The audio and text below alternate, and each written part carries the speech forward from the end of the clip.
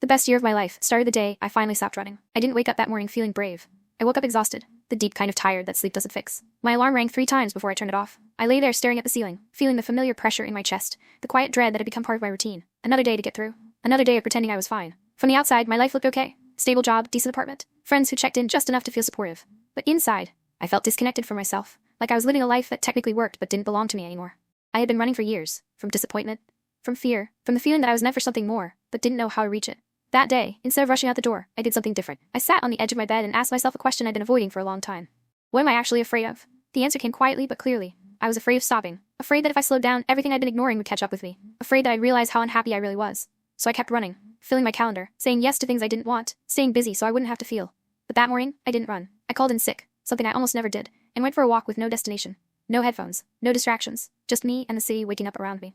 I noticed things I hadn't in years, the smell of fresh bread from a bakery, the sound of someone laughing on a balcony, the way the sunlight hit the pavement. It felt strangely emotional, like I was re-entering my own life. I ended up sitting on a bench in a small park, watching people pass by. Parents with strollers, old couples walking slowly, someone practicing guitar badly but confidently. And for the first time in a long while, I wasn't comparing myself to them. I wasn't thinking about where I should be. I was just there. That's when it hit me.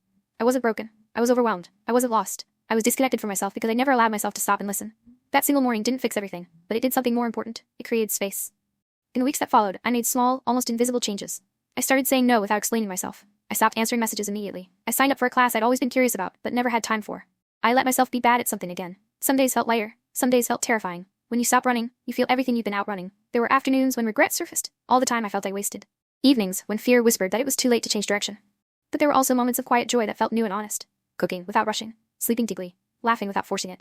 I began reconnecting with parts of myself I thought were gone forever. Creativity, curiosity, the ability to be present without needing to document or justify it. Months passed, and something shifted in how I moved through the world. I wasn't chasing happiness anymore. I was building it slowly, deliberately, from things that felt true instead of impressive. I changed jobs, not dramatically, not impulsively, but intentionally. I let go of relationships that drained me. I leaned into the ones that felt mutual. I learned how to sit with discomfort without panicking. The best part wasn't the external changes, it was the internal peace.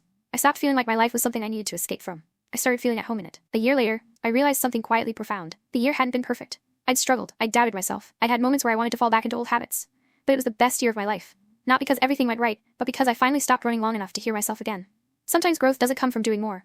Sometimes it comes from standing still and choosing honesty. And sometimes, the life you've been searching for doesn't start with a big leap, but with the courage to stop and stay.